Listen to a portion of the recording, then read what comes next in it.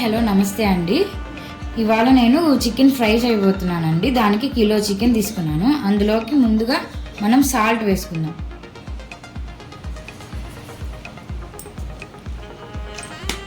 తర్వాత పసుపు,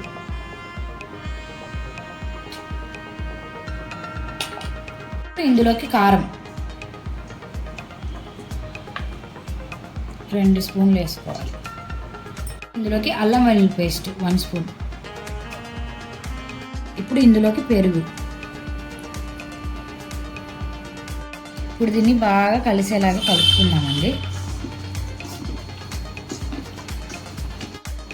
అయిపోయిందండి, ముక్కకు బాగా కలిసేలా కలుపుకున్నాం మనం. ఇప్పుడు ఇందులోకి ధనియాల పొడి అండి, ధనియాల మసాలా పౌడర్. ఇది నేను లాస్ట్లో ఎలా తయారు చేసుకోవాలో ఇది నేను వీడియోలో పెట్టానండి, మీరు లాస్ట్ దాకా చూడండి. ఇప్పుడు ధనియాల పొడి కలిసేలా కలుపుకుందామండి. బాండి పెట్టుకొని ఇందులో ఇప్పుడు ఆయిల్ వేసుకుందామండి సరిపడా.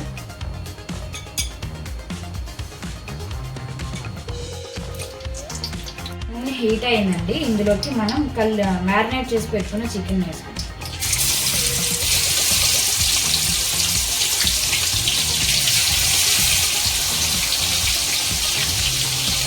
మనం పకోడీకి వేసుకుంటాం కదండి, అలాగే వేసుకోవాలి, కానీ కొంచెం నూనె తగ్గించి వేసుకోవాలి ఫ్రై కాబట్టి. ఇప్పుడు దీన్ని కొంచెం తిప్పుకుందామండి కలిసేలాగా.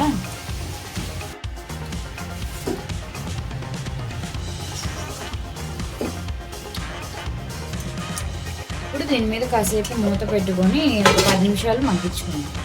చూడండి, చికెన్ ఉడికి నీళ్ళన్నీ బయటకు వచ్చినాయి. ఒకసారి తిప్పుకొని ఇంకొంచెంసేపు మూత పెట్టుకోవాలండి. మనం బాగా ఫ్రై అవ్వాలి. ఇప్పుడు చికెన్ ఫ్రై అవ్వాలంటే ఈ నీళ్ళన్నీ ఇంకిపోవాలండి. చూడండి, చాలా వరకు దగ్గర పడిపోయింది, ఇంకొంచెమే ఉంది. మనము ఇది దగ్గర పడిపోగానే మనం పక్కకు తీసేసుకుందామండి ఒక ప్లేట్లోకి. చూడండి, చాలా దగ్గరకు వచ్చేసింది, నూనె అంతా బయటకు వచ్చేసింది. ఇలా వస్తే చాలండి, పక్కకు తీసేసుకోవాలి. చూడండి, ఇలా పక్కకు తీసి పెట్టుకుందాం చికెన్ అంతా. ఇప్పుడు ఇందులో జీలకర్ర వేసుకోవాలండి నూనెలో. ఇందులో కరివేపాకు బాగా కలిపి పెట్టుకోవాలండి. మన ఫ్రైకి కావాల్సిన ఉల్లిపాయలు కలుపుకుందామండి.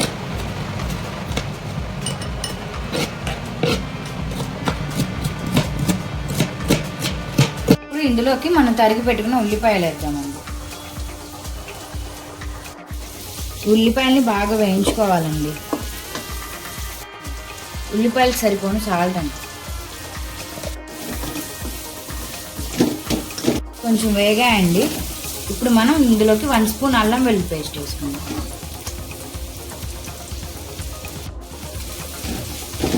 బాగా కలుపుకుందాం. ఇప్పుడు ఈ ఉల్లిపాయలోకి పసుపు అండి, కొంచెం కారం,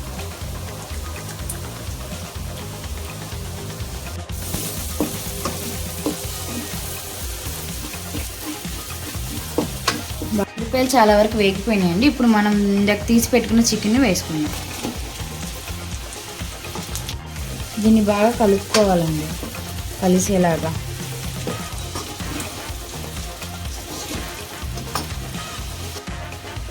అయిపోయిందండి, కొంచెం ఫ్రై అయ్యేదాకా దీన్ని ఇలా ఉంచుకుందాం.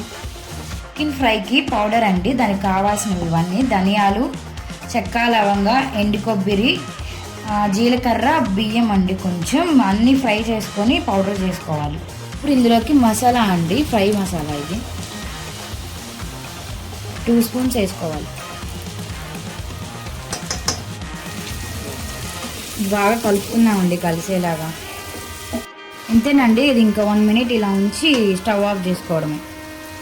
ఇదిగోండి, నా స్టైల్లో చికెన్ ఫ్రై అయితే రెడీ అయిపోయింది.